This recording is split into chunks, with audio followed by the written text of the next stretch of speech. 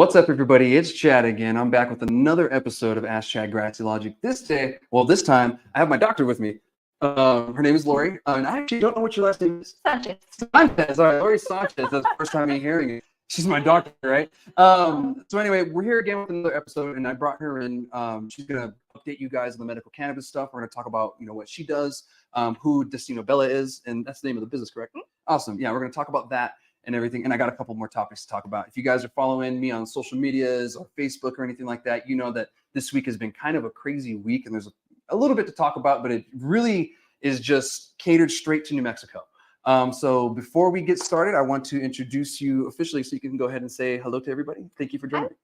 Thanks for having me. Of course. Officially, my whole name is Lorraine Sanchez, Okay. and I'm a nurse practitioner, and I am, I guess, the founder of our company, Destino Bella, which is just an all-encompassing private practice, really, but our goals are to help with preventative care, things that the regular medical system traditionally doesn't address or talk about, and just bringing things to my community to help my community. Yeah, nice. And that's great. I mean, I even saw on your social medias that, you took care of skin tags for someone or something like that, or yeah. Yeah, that's interesting to see, because it's like I do cards, skin tags, the whole thing. Yeah, and so that's why I think it was really hard to talk about like what it is I do and what is our office and what we do. But it's literally, I mean, private practice is an easier way to like say it. Is just this is all the things that I like to do. This is everything that interests me, and then I can do it. So I try to do it all in one place. Yeah. Okay. So it's just kind of keeping with your niche. Medical cannabis is one of those things that you provide for the community. And that's really great to hear. Because some providers are still really scared to do that. Really scared because, of course, the laws, the regulations, there are just plain out so many updates and changes. And I mean, there's so many other diseases, conditions, and things out there that to spend and dedicate the extra time and the education that you need to be able to even have a visit and talk about cannabis on a research educational level. Yes. And then translate it into treatment plans for patients. I mean, that's like a whole nother kit and caboodle that, I mean, if you're dealing with strokes, I mean, bigger things, it's just like you don't have the time to add that to your practice. Yeah. So I just happen to invest the time and kind of make it happen. Nice. Well, that's good to hear. And thank you again for joining me. So I guess we'll just start out and tell us a little bit about, Destino Bella, where it came from, the idea, like who was involved with you. So just the idea kind of came right after COVID. It was really just kind of wanting to do things the way I personally thought that the way things should be done, because I truly believe, and all the people that work with me, it's like you treat people the way you want to be treated. I mean, and that's a very simple, old school thing to even talk about and do. But I mean, even if you just follow that simple rule, I mean, it makes life just, I think, a little easier. And I think that's just kind of how I based all of my services. So like I said earlier, just the private practice aspect of it. One half is just purely medical, on the books, everything insurance. I can do primary care, family practice. So I'm able to see pretty much birth to elderly old age, but I prefer and have the most experience with adolescents to geriatric. But anyway, so that's the medical part, and regular conditions like blood pressure and things like that I take care of. I do a lot of women's health too. So, and I've always been that person that will talk about things that are uncomfortable or things that nobody else will talk about so that it gets talked about. Yeah. So it's like, and I think, of course, I've thought about this and like what I'm going to talk about a little bit, but it's just kind of like, when you see those fun commercials for like prescription drugs and things like that, and it says, oh, talk to your doctor about blah, blah, blah, may cause, I don't know, your hair to turn purple. It's like when you go to talk to your doctor, that talk never happens. And you ask about that and they're like, oh, that's just a commercial on TV. Yeah. Get out of here. Yeah. And so that relationship part, I think, between your provider, I mean, I feel like that's what it should be, is like if your doctor knows you, talks about you, you have a question about something, we should be able to talk about it. Yeah. And I think it's important, I guess, for the community and just people to like know that, I mean, your provider shouldn't be there to judge you. Your provider is there to assess you, see what is going on with you and how to help you, not scold you and tell you what to do. Yeah. Sometimes it can be kind of a scolding because it's like, hey, get your head out of your butt. What are you doing? Get to work. This is your health. Right. This is your health, but it should be, like I said, not a judgment thing. It should be an assessment that, hey, this is what is happening. This is what could happen to your health if you don't take care of it. So let's do this about it. Yeah. Because if you do nothing will change. Yeah. So anyway, that's just kind of what my philosophy now. I feel like healthcare should be, I guess. So that's just kind of what I try to do. I'm also a big proponent of getting everything done in one place and not having to waste so much time. So the other half of what I do on different days is medical aesthetics. And so I can do Botox and fillers and all those funsy kinds of things. I have my medical assistant. One of them helps me with the medical stuff, but during her time, she does permanent makeup, eyebrows, those kinds of things. I have an esthetician in the office too that just does facials, waxing. They can do lashes. They can do all kinds of stuff. So it's like everything that you might possibly need or like wonder about. Yes, we can talk about it, and if it's okay, you can totally go do it right then and there. Yeah. And it's just to give somebody, people like myself or like ourselves that work there somewhere to go and be able to get all of those things in one place. Yeah. So that's just kind of what we've been building from the start. And it is just very small right now. It's just me, an office manager, my MA, the esthetician, and occasionally we have some people visiting too that are either training students, things like that. So there's not a whole lot of us, but we try to get everything done, like I said, the way I think it should be. No, yeah, it will. Like even when I went into your office, it was very comfortable. It kind of felt like a big fuzzy slipper. Like walking in. It's like kind of comfortable feeling. The big fuzzy slipper is kind of what it felt like. It's like, this is comfortable. Yeah. Like that's kind of like the comfort feeling is. And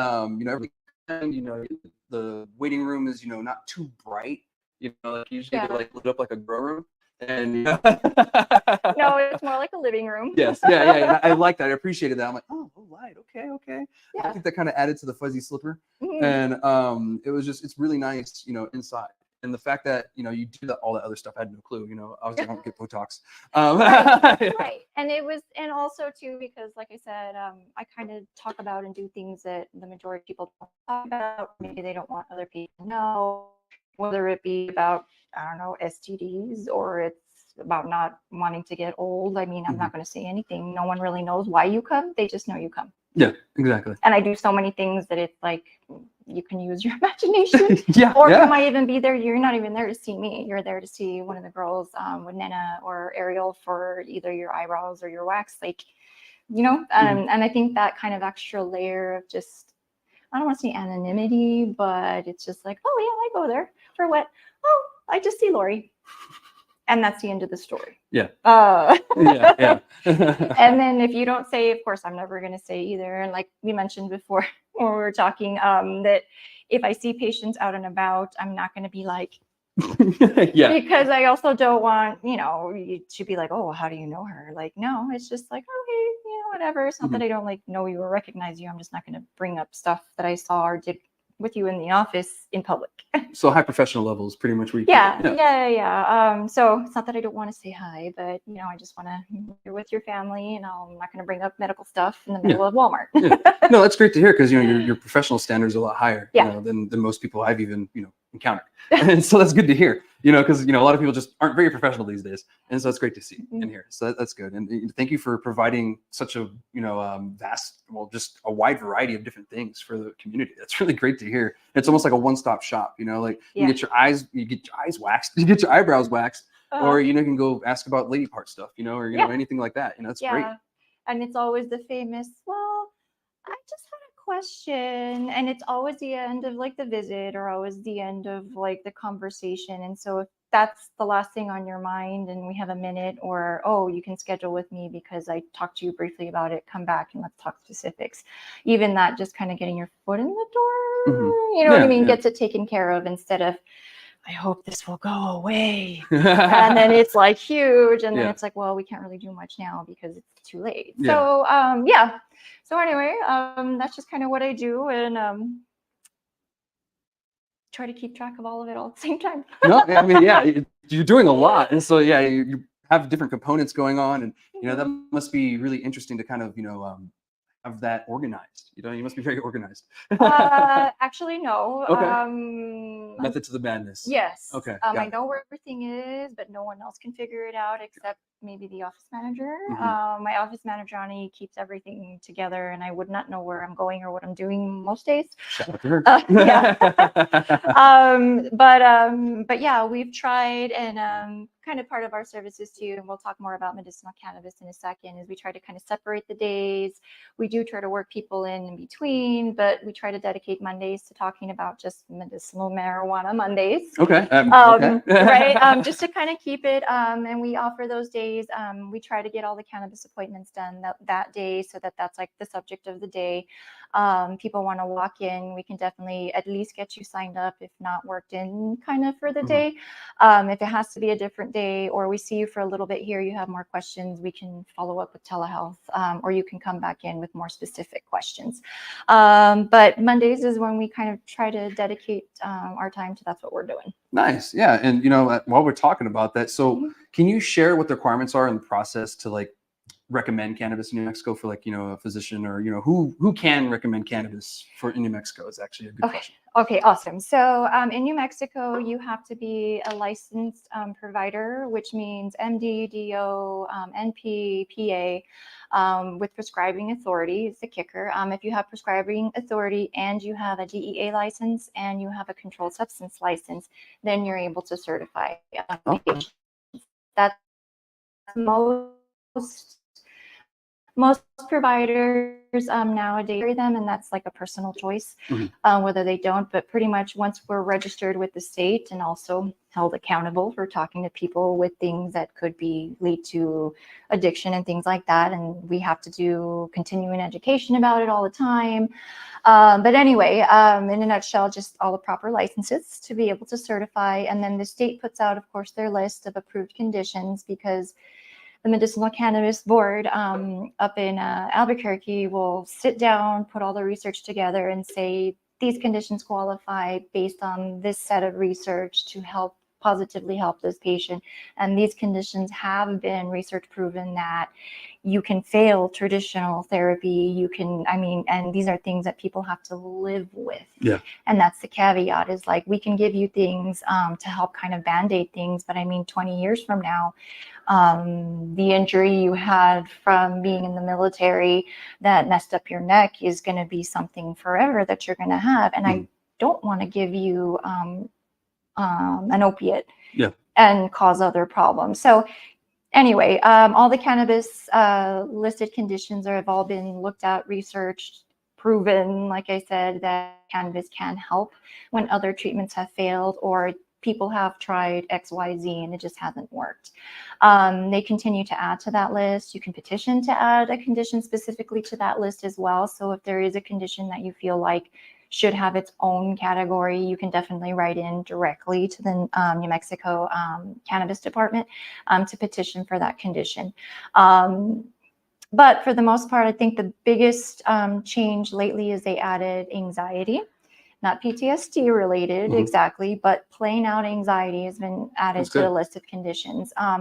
And so as long as you meet the qualifying conditions after that part, a provider with the correct licenses can certify and say, yes, we had a talk today. This is your condition. These are the things you've tried. If you have, let's say, anxiety, I give you some scales to fill out to see where your anxiety is, what's going on. We talk about them and see what's going on, because cannabis doesn't always solve the problem completely, and that's why the program is, have they tried these things, or are these things missing? Because we have to have that conversation of, well, maybe your insomnia won't just be cured by cannabis, like everyone else's. But seriously, especially with insomnia, it's like, if you don't get down to the root of the problem, then it never gets fixed. So that's kind of more the visit and the talk we'll have, especially with things like anxiety. It's like, well, cannabis can help, bring you down from like a 10 to like a 7, and then you can manage. But sometimes you can also be under the influence 24 hours a day. So the happy middle ground is, maybe we can talk about medication to help whatever it is making you so anxious. And people don't I think the stigma is still really there behind mental health and even taking anything for mental health. But if you have high blood pressure, you're going to take medicine, because if you don't, bad things happen. So if you have anxiety, you make your blood pressure high. You make all of these things happen in your body. It's like, why would you not treat that? Yeah. So, I mean, at that point in time, like I said, you can try cannabis. It works sometimes, but yeah, you do need something a little stronger to just help you manage, not to zonk you out, not to make you non-functional, just to have, you know, more of an even keel, I guess, with your mental health is kind of what I say, a balance, I guess. So anyway, but yeah, the visit to just certify that is just checking, you know, see how you're doing, where you're at. If you're like a first time ever cannabis user, if you're worried about what it's going to do to you, you're worried about being stupid, you know, all the above, right? we talk about it. We talk about the appropriateness of like what form of cannabis and how to ingest it. And that way, what you're looking to get out of it, you can find in a medicinal way. And you can, if you don't want to be stupid, you can avoid it or know in a controlled situation what can happen, and then you're safe with it. And then once people, I think, are over that anxiety also of, I've never tried this, I don't know, this was a drug, you know what I mean? Once they kind of get over that and can see what they can do and control it, I mean, miracles happen and they go off and do all kinds of stuff, like sleep all night. It's important. Yeah, it is. And it is really important, sleep especially. So anyway, just depending on one of those conditions, the provider just has to sign off that, yes, you do. Yes, you've done this, or we've at least had that talk about that. For me, when I see patients, especially if they're returning cancer patients, especially, it's like, oh, what kind of cancer did you have? When's the last time you did anything about that? Like, have you had your imaging? Have you had labs? Did oncology tell you it's okay not to go back? Yeah. Wow. Yeah. It's very thorough. Yes, because it's like, I don't know. I mean, just to make sure people continue on, because I mean, it's never flat out said that, like, yeah, you have to go once a year at least to do XYZ for your health. So when they come for their condition, I just make sure whatever that care plan is for that person, like, they're following through with it too. So anywho, but getting a certification, I mean, that's really what it should be. Back a couple years ago, was a big debate about the cash prices for cards, and I mean, they were going for as high as like $200. That's how much I paid in back in 2013. The first time, because it was really kind of, I think, just poorly understood what it was supposed to be. And yes, we could certify people, but I think the provider and the visit part of it was kind of lost. But I think now, with the addition of the recreational program, I feel like it kind of did weed out that part of it. And the people who do want to talk about it medicinally, it's like, okay, you don't just want to discount, like, you actually want to talk about it. And, like, you know, I don't want to say do it correctly, but do what's best for you. And when it is under exactly the guise of, I want to try to get you from living in an anxiety state of, I don't know, 9 out of 10 most days, to maybe getting you to 6 out of 10, and then you can function. So it's just, I think now it's understood. Yes, it's a covered medical visit with your insurance. Yes, if you have Medicaid, yes, if you have Medicaid, it is covered. And it's exactly that. It's like, whatever it is that brings you in to see a provider, even if it's to talk about cannabis. When I ask you what else you've done and not done, that's the opportunity to then get started. So based on just my personal philosophy, whatever it is that brings you in that door to start talking about your health, let that be the reason you keep coming back. But if everything else domino falls into place and you take care of yourself, then fantastic. So anyway, I think I went off on a tangent. No worries. I was going to ask you real quick too. So real quick for the veterans, and we'll talk more about them. Do you guys does TRICARE and TriWest work, or are those kind of a little more tricky? Those are a little bit trickier because of what they are. I know, depending, even with TRICARE, TriWest, there's TRICARE for Life. There's all the other different variations of TRICARE, but yeah, we do take TRICARE. It's a little bit more difficult for us to, like, work with, so we do have to see, like, your insurance card to make sure, because if we shouldn't be out of network for them, but you know that the VA and things like that takes forever to get back to you. So I mean, we just have to make sure that it's covered and done. But I mean, A self-pay visit for pretty much any reason we have at the office, I think, is like $60. Oh, So that's not I bad. mean, yeah. But if that's easier to get in, if they want it like as soon as possible. If not, we just have to work with your insurance to make sure. Nice. That's cool to hear because, I get vets that ask all the time, just try Tri West work. And I'm like, I think it does, but, Yeah. I'm like, I'm not a provider. Yeah, it's a difficult thing. And then pretty much for those people too wondering with that, all they got to do is whatever number or website is on their insurance card, just look it up and see. And then usually they have some kind of system where you can just search it. Nice. So you can Yeah. actually, the VA does for my veterans, they do have a provider list on the My Healthy Vet website where you can look what kind of provider you want. Do you know what kind of provider you would be categorized under by any chance? I think I'm under primary care. Primary care. So look under a primary care. Or family. Yeah, family or primary care. One of those categories, they have it on there. And then just search in Las Cruces and she should pop up. Boop. You'll see her name and everything. And, you should be good to go there. And if it is, then TRICARE or Tri-West will take care of it. So yeah, thank you for, sharing that with me. And since we were talking about updates and everything, and we talked about the anxiety, what are some other updates that, you heard you have for, the patients and everything? So once a month we get together because I am an electronic certifying provider for the state.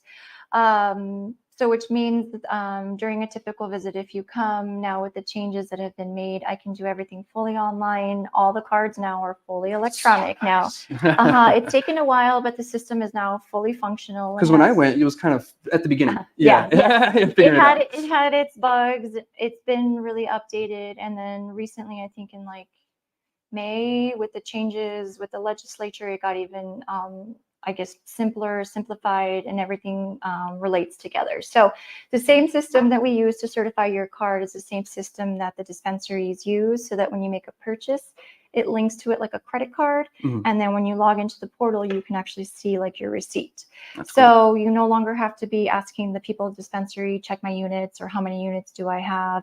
And units are how many of your allotment, the rolling allotment for every 3 months that goes over. You get 425 units, which is a lot. But some people are concerned with like getting close to using that amount. So you can check it for yourself and not worry. And then when it's ready to renew or due, now you can actually click within that portal and it'll send a request directly to me that you're ready to be recertified, and then we'll just call you from the office to like arrange an appointment. That's cool. Yeah. A little reminder and everything. And wow. So the state is really rolling the ball with this. And I did give them a call probably a month after I got the card from you. And I told them, is there any way you can add it to Google Pay, Apple Pay? And because they have state IDs already in certain states that you can add on there. And it's just a card. You're not like doing anything like buying cannabis with it. It's just a card that pops up, just like a ticket when you buy something to go to a concert. They're not going to tell you, oh, you can't go see the Doobie Brothers because it says Doobie in it, So they should be able to let you just add a medical card, maybe a medical insurance card. It can fall into the category of something like that because technically, it is medical. And so, I asked the state if they could try to do that. And I even looked online. I'm an IT guy. And it is possible that they could do it. There's nothing against it. So, I mean, it's a possible thing. And I hope they do, because it just makes it easy. You just double click on it and it pop it up, and it's quicker for everybody at the dispensary. And now that it's fully electronic too, I've been telling people to either take a screenshot of it, that way it comes up easier, save the New Mexico Department of Cannabis homepage to like your home screen. That way you just click, log in, and show it to them. But no, I agree. Just to make life easier and more condensed with all the electronic everything that we have. Yeah, we might as well. And with that said, too, the electronic thing, as wonderful as it is, I know that has been a big kind of barrier for people that are over 60-ish, because it is like new, and it is a lot of steps that we take for granted. We just click, click, click, go. But even for that, I mean, when it was going to that, I even joked with the state that I was like, oh, you guys need to pay me extra for health literacy electronic for the patients, because it's like it literally sometimes takes longer to make sure the process goes through. It does take talk about with the visit. But now that it's gotten a lot quickly, just that part and cannabis specifically, but helping people just get set up. They have to have an email, just a working email address, of course their New Mexico ID, and then with those two things, I fill out the application, the attestation that they have, the condition they have. We talked about it. Send it electronically. Immediately, you get it in your email after you set up an account with the state. Your and now for us, our turnaround time is about 48 hours now. I got mine at 36. So yeah. Which is huge because back in the day, it used to take, the state statute was 30 days and the state statute is 30 days. So they have 30 days to act on it. So, but now that the process is fully electronic, it's not bombarded with a record depository of medical records anymore. All the papers. Now it's a lot quicker to just quickly go through because after I sign it, you sign it. It still sits on the desk at the New Mexico Cannabis Department, and either the director or one of the medical director there or one of their providers will still go through, double check what I put in there, and then say yes or no. It's approved. Automatically, it generates a card. You open your app, and it shows you the little picture of your card, and it's good to go. Nice. Yeah, that's great, and that's pretty much how mine went too. You know, I ended up downloading it and putting in an element or anything all nerdy. Yeah. But you know, I've way they can do it, but that's easy for me. And it's I'm glad that the state did that. And I'm glad that they changed that. And is there anything else that changed recently? Because I know the last time we spoke, and you said you were going to go to a new one. And oh yeah, well. Cards are now good for 2 years. There's no more annual renewal. So once talk once, I don't have to see you again for another 2 years to renew it. I mean, in between then you can come as often as you want if you need more help. But every 2 years, you don't have to check in. And then once I've seen you in person, then we can develop a patient relationship, and then I can even do a telehealth the following year. So it can just be, call me on FaceTime, we'll take care of it, make sure everything's okay, you don't need anything, and I can just submit it all electronically when it's up for renewal. So that's the big thing. And then at our provider meetings, we just kind of bring up things that are kind of going around with the state, or things that come up when we're certifying people during that conversation. And recently we were talking about harm reduction. So that isn't exactly getting people to, basically harm reduction is kind of getting you to step on with something harder maybe that you're doing or more harmful for your health, and getting you to step down using cannabis, which is kind of a controversial thing, but we had a very frank research-based conversation about it, how to help our patients that are recovering from like opioid addiction, things like that. It's very commonplace now that if you were arrested and did some time for an opiate or something like that, going through the probation system, they actually agree with it and will send you to go get your card as part of helping you to get off of the opiates.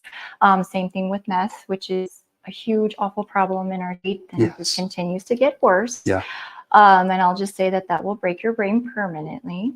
So just stay away from that. But we talked about the frankness of, I mean, it is a rampant problem. It's a very cheap drug too, so it's everywhere, and unfortunately it hits the population that are most vulnerable to get addicted.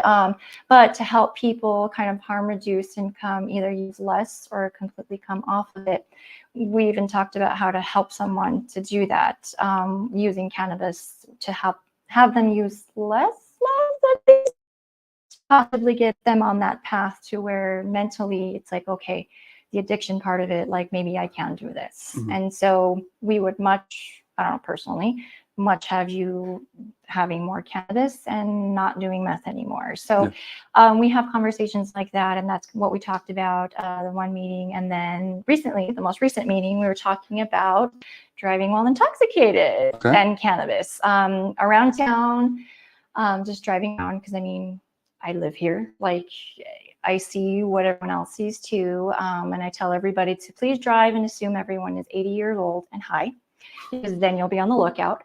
But really, I've seen people, I mean, blatantly, I mean, a bong in their lap at a stoplight. And I did too. Come on, like you can wait till you get home. So they just kind of went over safety things. They just presented some extra statistics, and surprisingly, there's not as many DUIs as you would think out there related to cannabis since it went recreational. But to just remind everyone, of course, you wouldn't drink and drive like that, so you shouldn't smoke ingest, eat, drop your tincture, whatever, and drive, because it does impair your judgment to some degree, some people more than others. And then we can get into the whole strain dependent thing. But if you are not able to drive after having 2 drinks of alcohol, same kind of applies to cannabis, if that's going to be like your threshold. So just a reminder that, I mean, it's not actually causing more DUIs and like accidents or anything like that around town, but still be mindful and be safe. Don't drive and use cannabis. Yeah, fair enough. Yeah, and that's part of the law too. Yeah. You know, and it's actually being put on billboards and stuff now. The DOH is actually doing, or CCD, they're doing a really good job about, you know, outreach and everything. I've downloaded some of the posters, and they're really good posters. Mm-hmm. You know, they're spending good money, you know, having really good information on them. Friends from other states are like, this is actually really good information for anybody. Yes. You know, like, this is really Yes. great. You know, like, I was impressed. Yeah. Yeah, you know, that was really great to see. I was going to ask another question. I totally forgot. But exactly, kind of stemming off that, exactly that. Go ahead. It's the education that people need, and the education, I mean, regarding the cannabis, regarding how to do it, how to be safe with it, because if you don't know anything about it, you don't know anything about it. Yeah. So I think the state has actually done a really good job Mhm. of rolling it out there, keeping it medicinal and keeping New Mexicans safe and healthy. Yeah. And I'm not paid or endorsed by the state. Okay, just that. I like the little caveat. Yeah, no, but Disclaimer. that disclaimer. I mean, they don't. I mean, I'm not at all paid by the state to do anything, but I am. I mean, with their system certified, so that I can get just the best possible outcome for the people here that I can help. Definitely. That's awesome. Yeah. And thank you for the update and everything. Cause you know, I'm sure the patients, you know, really appreciate that. Cause you know, the patient numbers are dropping, it seems like every month. And I predicted probably about 50% back when when this all started, that it'll drop, and it's kind of heading towards that route, you know? Yeah. What do you kind of feel the numbers are going to be? It just kind of depends. I really think that it's more the people, the younger people that were using it for maybe PTSD, anxiety, feel like they can go and get it and they don't need to have their medical card. And by all means, you don't need to have it. Yeah, true. And that's kind of, I think, the bigger why. But I think if we stay focused on keeping our program medicinal for the state, and just encouraging the population of people that are like, you know, weed is bad back in their day, those people that are really afraid of it but can really benefit from it and keep it medicinal, I think that's the way to make the program continue to stay alive and grow.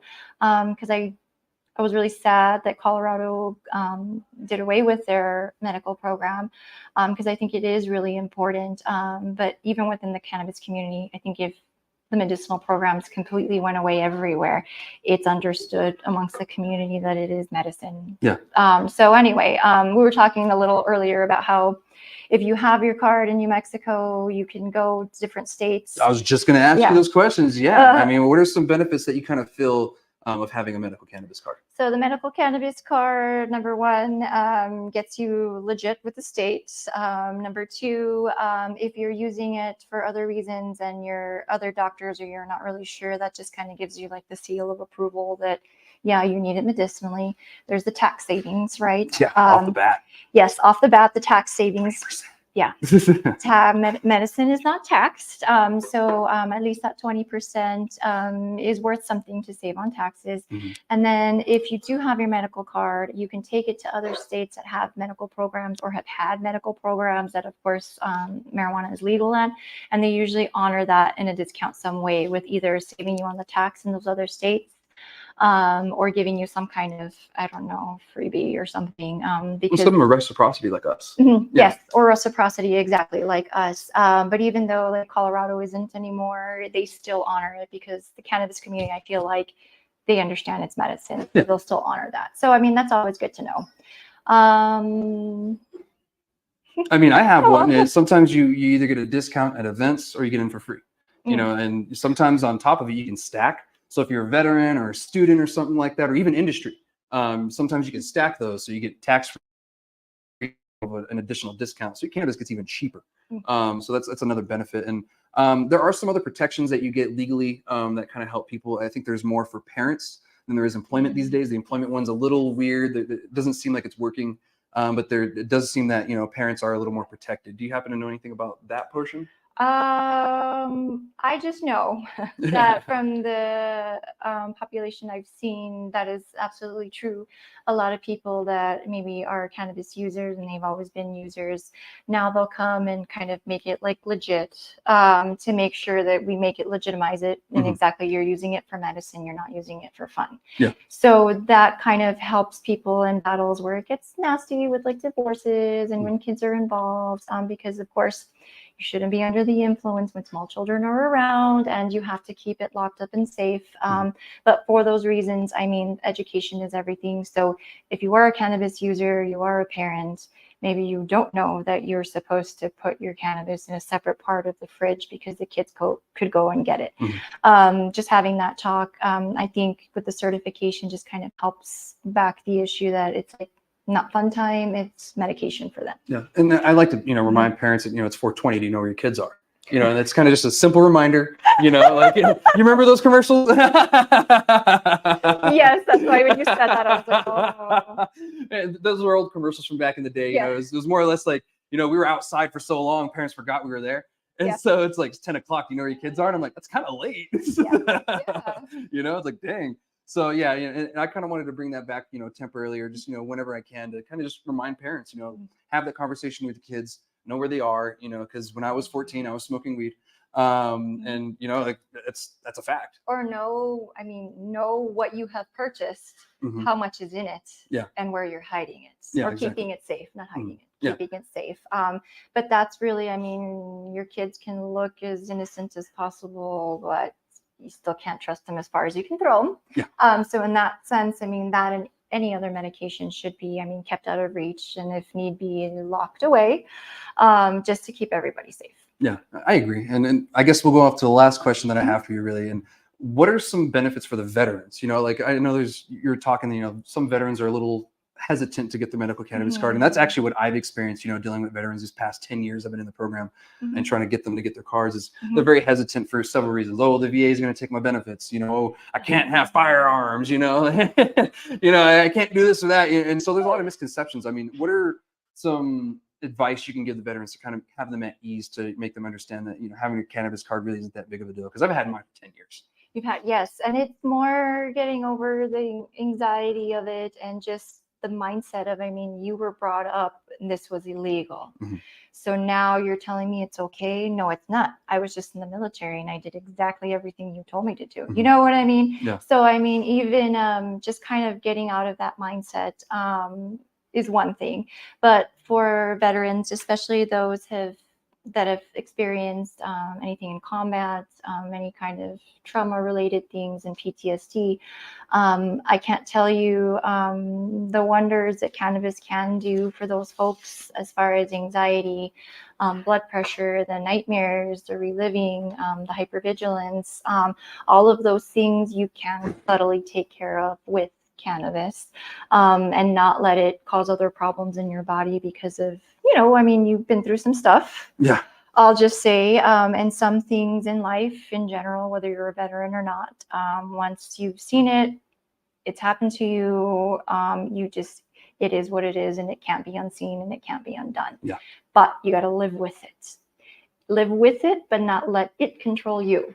So in that sense, with PTSD, depending on your situation, I know the same population is very, very hesitant to medications, untrustworthy, maybe a little bit of like the VA system, and are they just pulling me through, or do I really need this? But in a nutshell, cannabis for those folks is once you learn how to control it, it might be the one little thing you need to help you get a good night's sleep, or help you when you're feeling on edge because you're triggered and you don't even know what set it off, but you are like on alert, and then you can't sleep because of it. So for veterans especially, I think it's just a good alternative to have before, just to recognize and deal with those things and learn to live with them. I think it's beautiful. And all the research from the VA is the founding everything that PTSD is and where it was studied. And now the fact that the VA wants to recommend medicinal cannabis too is huge. Yes. That's so massive. If a federal agency is now recommending it, the scope of that. I mean, we understand that, but for normal people, it's just like whatever. But on a federal level, to come out and say that, hey, you know, this does work for these conditions and this could help these people. Hopefully it is votes to get cannabis off of the Schedule 1 and at least move to the Schedule 2 so that it can be more researched in the United States. But for now, keep in mind, Google Scholar, when you look at that, you can look at international research about all of these things. If you're not sure, the more education that you have and the better mindset you have coming in to like get over that anxiety about it, the better. But the research, I mean, speaks for itself. Yeah, I know Israel has a lot of good research Israel. going out and everything. Yes, On they've been on it for cancer, years. Yes. Yes, cancer, PTSD, all of the things that we just can't study here because our laws prohibit it. They've done it in other countries for a really long time. Germany even. Yeah, yeah, Germany's, it's kind of led away with that. I lived in Germany briefly when I got out the military, I did some contracting, and they had to remind us that medical cannabis is legal here in Germany, so you can't do it, because I had a top secret clearance at the time, and I was like, Gotcha. So, but yeah, thank you for that. I appreciate it. It kind of gives, veterans just a little bit more calmness, to getting their card. And when it comes to guns, guys, there's really not much we can do with the federal law thing. There's no state law against it. You're really battling the federal law at that point, and federal regulations. Use your better judgment. If, you do want to risk it, I'm just saying it's up to you. There's no one really, if it was really that much of an issue, the DEA and everybody would be kicking down doors at every dispensary around the whole nation right now. They haven't been doing that very often. You have to really mess up. So, they're not looking at you. They're not worried about you. It's your call. I'm not saying yes, do it, or no, do it. It's your call. But at the same time, there's less to worry about these days. With the VA changing their stance when it comes to, prescriptions and stuff like that, the federal government also, and I've spoken on this many times, here at the end of the year, we're going to be having them kind of figure out if we're going to have it on the same scheduling or not. That could be a game changer. So yeah, within a couple of months, we're going to find that out, and I'm excited myself. That's going to be game changer for the industry, for the whole nation. Yeah. The MORE Act has been shelved more times than I can even see, and things just keep coming up, and now hopefully this will be the year. Yeah, me too. I'm hoping to. So I really appreciate you talking to me about all these conversations, your business, what you do. Thank you for what you provide for the community. I had no clue, like the wide, vast things that you do. I was like, holy crap, this lady's a Swiss Army knife. So, it's really, really great to see that someone actually really cares. Most doctors, I do kind of feel like, check the box, give me my, kickback, and, get out of my office. But you actually really care. And, that's great to see, especially on the medical cannabis side, because, there's not many doctors who really want to do that. Yeah. And it's very much, like I said, how you're going to live your life, and not just when you're sick. It's like you have to live with it and deal with it. And I think cannabis is one of the perfect tools to like help you explore and find that for yourself. Yeah, definitely. And then you don't need nobody. You know what I mean? I don't need nobody. Well, you know what I mean. Then you can figure out, okay, I feel this way or that way. You can do something about it, and you go about your life. You don't dwell on that and, let it bring you down or get in the way of you living your life. Yeah, and possibly end up using other substances or something like that. Yes. So before we move on to our last two topics that we really have for the show, because we've been on this for a hot minute. Where are you located at, and how can people find you? Social medias and all that? We are located in the Telshore Tower Plaza, 755 South Telshore, right where like Tiffany's is, Pure Life, right across the street from the mall. We're in the first building to your right with the teal door. Social media, we are on Instagram. We are IG_Destino Bella.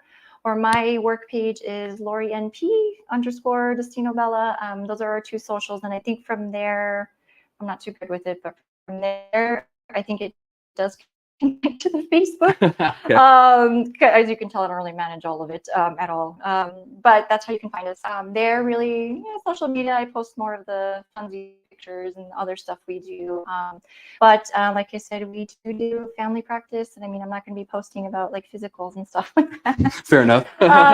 So yeah, we just kind of post about the stuff. But like I said, traditional medicine, things that you need, we can talk about, conversations about your health that maybe you can't have with your provider, because maybe it's something you're, I don't know, too embarrassed to talk about. Like I said, no judgment, only assessments. So we can get you what you need. Nice. Well, I appreciate that. And, you know, I hope more people go to visit you. You know, I enjoyed it. Like I said, it's the fuzzy, comfy slipper. And, you know, it's not like a regular doctor's office. And I appreciate that. So thank you for joining me today. So we're going to move on to the last couple of topics we have, and I'll blaze through these real fast, but they're really important. And if you guys have been following the social media pages, you know that I get information sometimes from people. And one of the things I got was a text. It was actually a message to it. And I'll read it off to you guys. And it reads, filing Justin Fowler individually on behalf of others similarly situated versus Medicine Man Technologies, aka Swazi or Greenleaf, you know, and now I believe it's Everest. We're all under that umbrella with them. We're in a litigation or a lawsuit against, or he's suing these guys over tips because they, I guess, have been taking tips or, you know, something like that from him or employees and everybody else. But to be honest, this has been a common practice within the industry since it kind of started. And it's something that isn't good, and it's not something that should be really practiced, I believe. You know, it's kind of screwed up. You know, sometimes these bud tenders don't really get paid that well. And then, you know, they get a little extra cash on the side. And I mean, inflation's crazy right now. You know, they could use every dollar that they get. And to me, it doesn't really make sense to take your employees' tips like that. I don't know why they would want to do that. But this is actually huge, in my opinion, because this isn't a small company. This is actually one of the biggest cannabis companies in the world. You know, they're in multiple states. I believe they're in Canada too.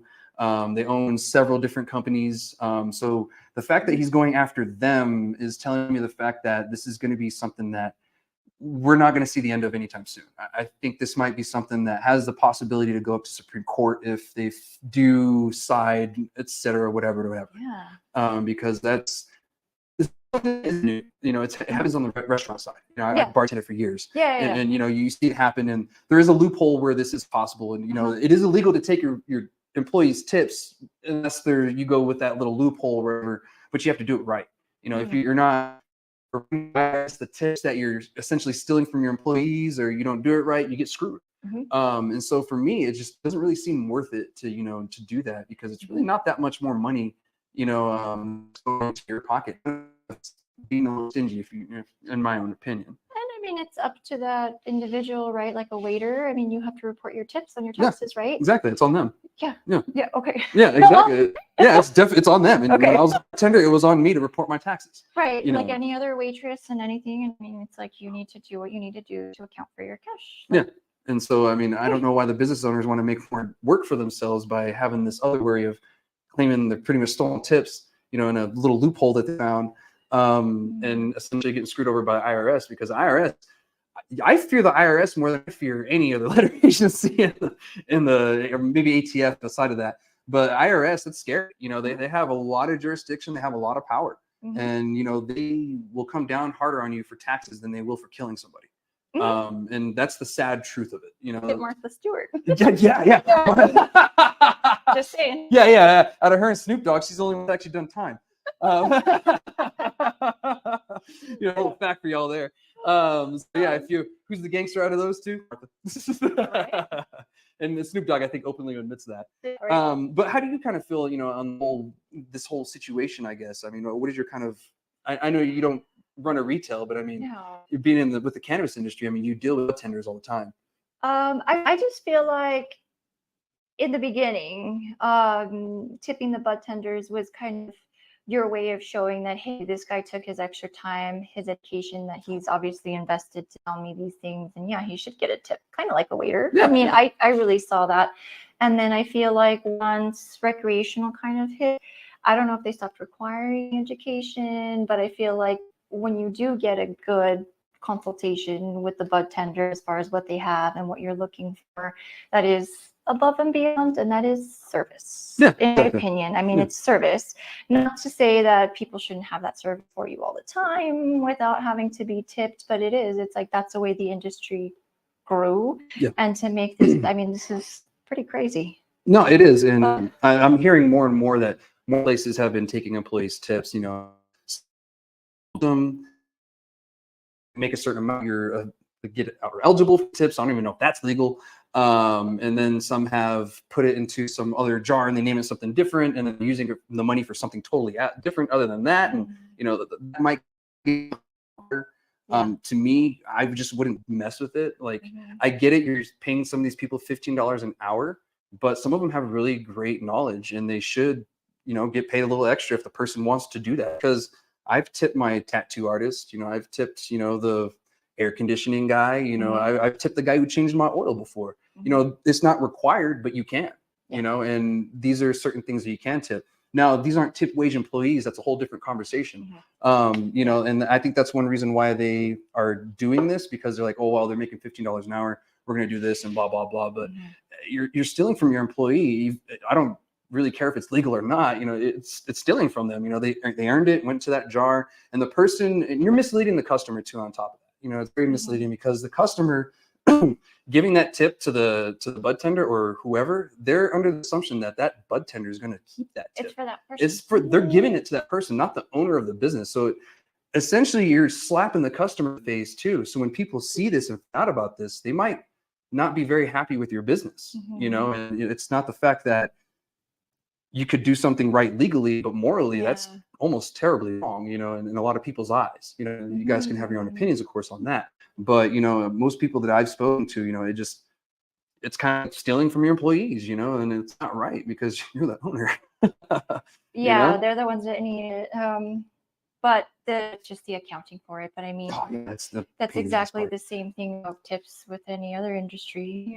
But anyway, I've known a couple of bud tenders that have taught me a thing or two, in my day. So some of them are very educated, lifelong vested into helping people. So, I mean, tips, I could totally see. They just need to probably make some kind of ruling about it, and then it's fine. But to take it this far is, I don't know. Yeah, it's almost heartbreaking. But if it had to come to this, how long has it been going on? Yeah, exactly. Like, has it been going on since the medical cannabis days? Which I'm starting to hear that it has. Some of these places have been doing this the entire time, and I think enough people just got fed up, or they just did it to the wrong person. And so now they're filing this suit, and it could just be the fact that the way that they're going about it, it was just totally illegal. And, a lot of these places might be following suit with that because people have gotten away with it for so long. But getting away with something and doing something legal are two total different things, two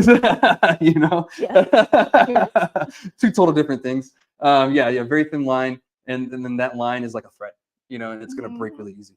And so my advice to you guys is just either say no tips, guys, no tips, or just let them keep their tips and just have it on your employee. It's on them to claim those tips. Your life's going to be a little easier. You have less lawyer fees because this isn't going to be cheap. Two things may happen. It may go on for a while, or, Swazi may just settle out of court, just to save themselves some money. And just say, fine, well, we'll either let them keep the tips, or we're just going to say no tips, and those are kind of the two options. Or instead of a tip, leave us a 5-star review. Leave me a good review that I'm a great bud tender to bring more business to at least that person gets a recognition. Because I feel like the tipping, I mean, that's what it is. It's like, this person is awesome. How am I going to do that? Well, leave a review or do something like that. And then you get the people, oh, it's not fair because, they get more. Well, sometimes they're just more knowledgeable, get on that level. Exactly. Get good. Exactly. The bud tenders out there who just, kind of feel like you're not getting as much, expand your knowledge. That's the best thing you can do. Expand your knowledge, educate yourself. If your employer isn't doing it, you're going to have to go out of your way and do it.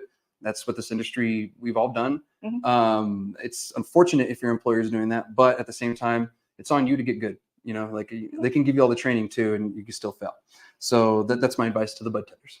No, good advice. Good advice. And if this is you too, and you want to join this, I don't know if you can, but some of you out there, you may want to start thinking about some lawsuits of your own. Like I said, this is a really big company. This isn't just like a mom and pop local retail establishment or LMPP. But wow, LMPP, I haven't heard that in a long. I don't even know where that came from. I haven't said that in so long. That used to be a licensed nonprofit. That we don't have those anymore. If there are any of the big producers or anything like that, it might be time to look at this, because this looks like something that's been going on for a long time. Anyway, I'm going to be updating everybody on this as it goes. Obviously, this is going to be a very long story. This is pretty much a marathon with this story, but I'll be keeping you guys updated on it. I did get some intel essentially on this information, so you guys are kind of hearing this as it's brewing up. I'm still trying to get the document for this. I think it's a federal case because I can't find it on any stateside stuff, and I can't get a hold of it on any stateside stuff from sources.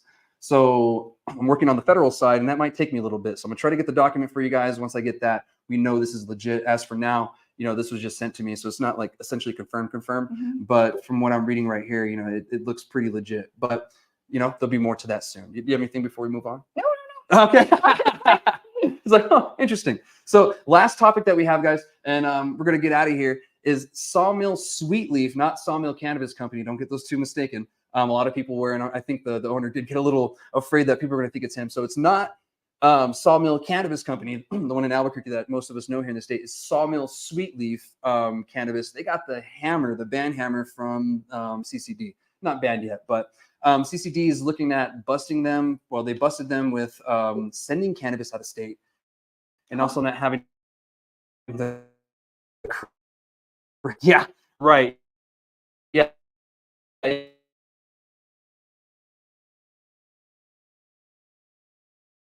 And not having the correct manufacturer.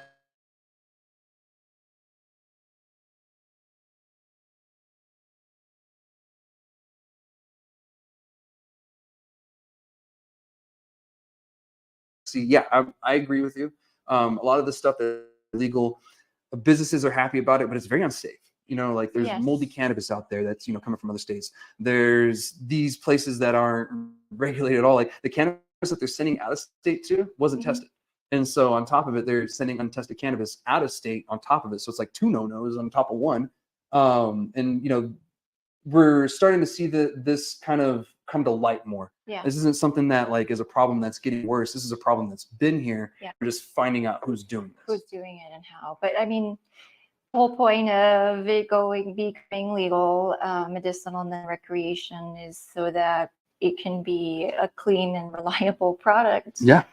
So that you can buy from a dispensary and you will get what it says on the box, not wonder what you get off the streets. Yeah. So yeah, that is very important. I'm glad they're actually coming down and keeping a check on that. Yeah. And this is, a big story. It came out, I think, about a day or two ago. And if you guys, again, are following any of the socials, I've been talking about both of these last two topics pretty heavily. And, this is big because, we see a lot of this going on. I get contacted from, people who work for other places like, oh my God, this and this is going on and this, but I'm not the CCD. So sometimes I'm like, I don't know what you're telling me. I'm not the CCD. I can't do anything. So if you guys are experiencing this, you are allowed and you can, and it is your right to, and you should contact the CCD. We did like Lori said, we passed these laws and everything. So that way it could be a safer product and away from what it was when it was black market. The idea, and it is kind of working, is to shrink the black market, not to kill it, because you're never going to kill it. It's going to shrink to a point where you don't really notice. But even the moldy cannabis thing that you brought up too, I remember one of my first questions when I even started learning about this is like, can you be allergic to it? Yes and no. It's more if the product has been moldy or contaminated with mold, and then you roll it up and smoke it, well, you just smoke mold. Yeah. And if you're a person that is allergic to mold, like allergy,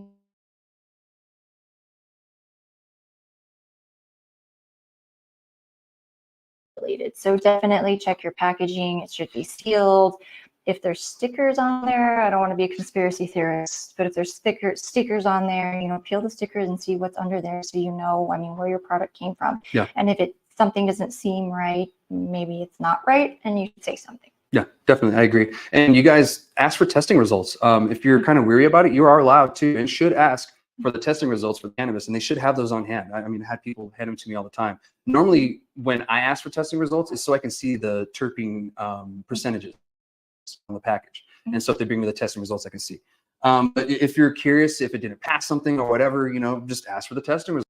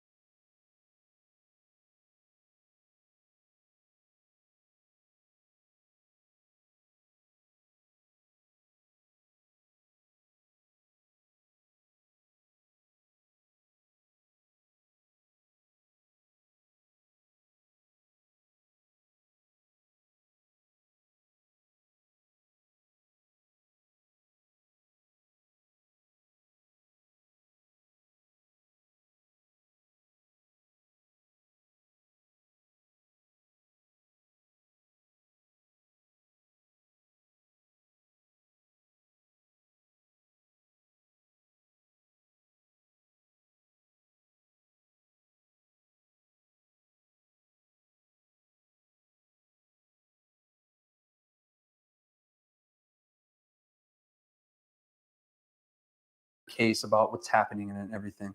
The articles I read said they couldn't get a hold of the company for any kind of comments or anything like that. Keep in mind, again, I'll remind you guys one more time, this isn't Sawmill Cannabis Company. This is Sawmill Sweet Leaf. Two different entities, have nothing to do with each other. So just keep that in mind.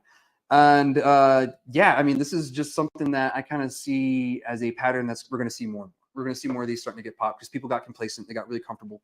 Some of them were blatantly breaking the law, you know, clear as day, not really caring because for some reason they think that the CCD isn't going to do their job at some point.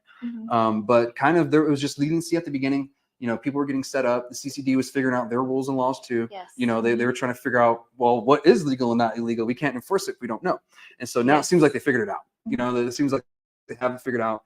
And now y'all need to figure it out. You need to get your butts in line, get your shops nice and pretty because, you know, we're saturated and this is one way that they're going to get those numbers down. So they're going to be looking for anything, you know, and if you need help, contact someone that, you know, that has their shop up and going and maybe, you know, give you some tips on what you can do. It's a community, you know, and if you are a shop that you're up and going, offer your help to someone that, you know, needs it. You know, don't be afraid to offer your help like that. You know, some of these people are doing good stuff and some people just don't know, you know, but other of them, they just don't care. And even at that, I mean, I'm sure you can just call the CCD and be like, hey, I'm about to open something. Could you do like a little mock inspection, something like that, where they can do a walkthrough and make sure that you're safe from the get-go, not you get into bad habits and then you didn't know it was wrong. Yeah, exactly. You know, they're a little more lenient if you ask for that help, you know, then the state does want you to succeed. They do want to help. But if you are one of those people who just don't care, looks like they're bringing down the hammer pretty hard. Yeah, and they should. You know, everybody had the opportunity to do this correctly.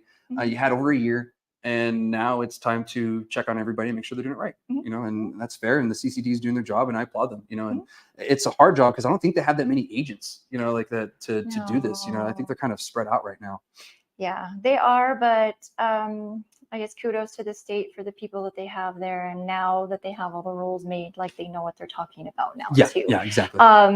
So I mean, there's a few of them, but I mean, I'm sure there'll be more and more as this gets busier. Yeah, no, I agree. And keep in mind, y'all, that we do in our statute have interstate commerce. However, the caveat to that is federal laws have to change and both governors have to agree to it. So what they are doing could be legal in the future, but it's not legal right now because those two things haven't happened. So keep that in mind. And that could change in the law. There was talks in the last session of changing that to where just when federal, you know, laws change, we didn't have to have two governors agree because, you know, it makes sense to me. Once federal law change, you don't really need to have two governors agree. It's good for everybody. So that makes sense. But as of right now, that's the caveat to it. That's the law. And got the ban hammer essentially, and we're going to see what's going to happen. You guys updated on, you know, all these stories and everything like that. But if you are one of these places, you're not doing it right and you're going to refuse to do it right, either face your consequences or go Bravo 6, you know, and check out. So, you know, or the state to do it for you. You don't want the state to do that for you.